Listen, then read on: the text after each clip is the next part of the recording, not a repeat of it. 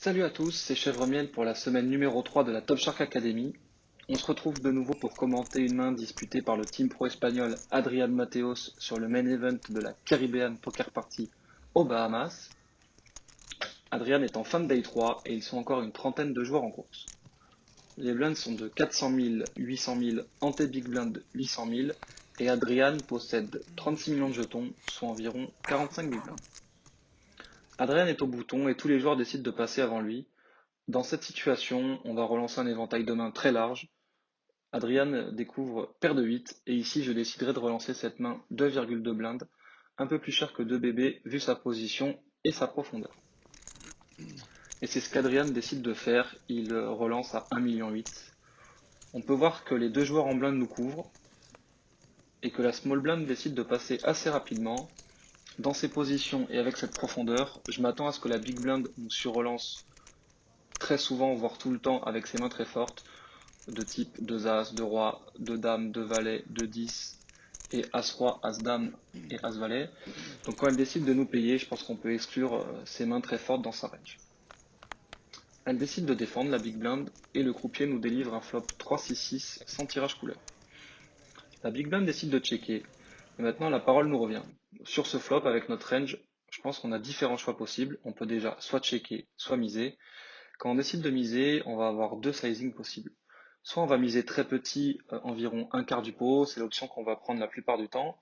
Mais on peut également, de temps en temps, ces bêtes assez chères, environ 50% du pot, avec quelques mains qu'on va prendre. Alors, on va équilibrer notre range avec en value nos petites pocket paires 4-4 plus jusqu'au 10, sauf bien sûr paire de 6 qui fait carré.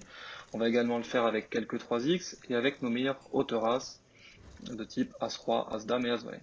Et pour équilibrer cette range, on va prendre en bluff quelques mains avec des backdoor couleurs et ou des backdoor quintes qui n'ont pas trop de showdown value, voire aucune, de type hauteur valet, hauteur 10 et hauteur 9.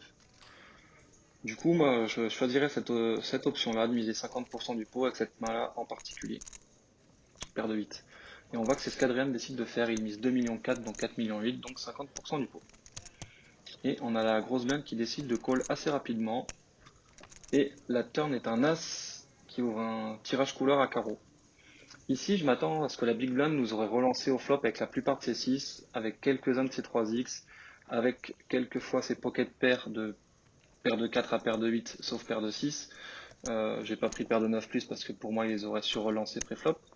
Donc quand il just call au flop, on peut enlever pas mal de ces combos-là dans sa range de call au flop, qui arrive à la turn. Du coup, sur cet as, on pourrait penser au premier abord que c'est une carte qui nous avantage et qu'elle est bonne à miser pour notre range.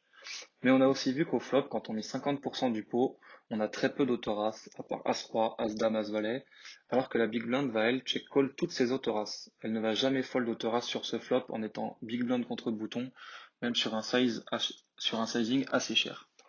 Donc la Big Blind a beaucoup plus d'as que nous sur cette turn quand on a misé ce sizing.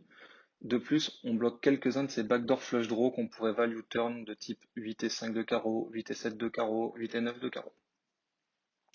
Même si on pourrait miser de temps en temps pour protéger et value notre main, je pense que check est bien mieux dans cette situation pour toutes les raisons que je viens de vous citer. Et donc, à la place d'Adrian, j'opterais pour un check sur cette turn, et j'aviserai river en fonction de la river et de l'action de la big blind si je décide de value ou non. Voilà, merci à tous de m'avoir suivi, c'était Chèvre Miel pour la Top Shark Academy. À plus!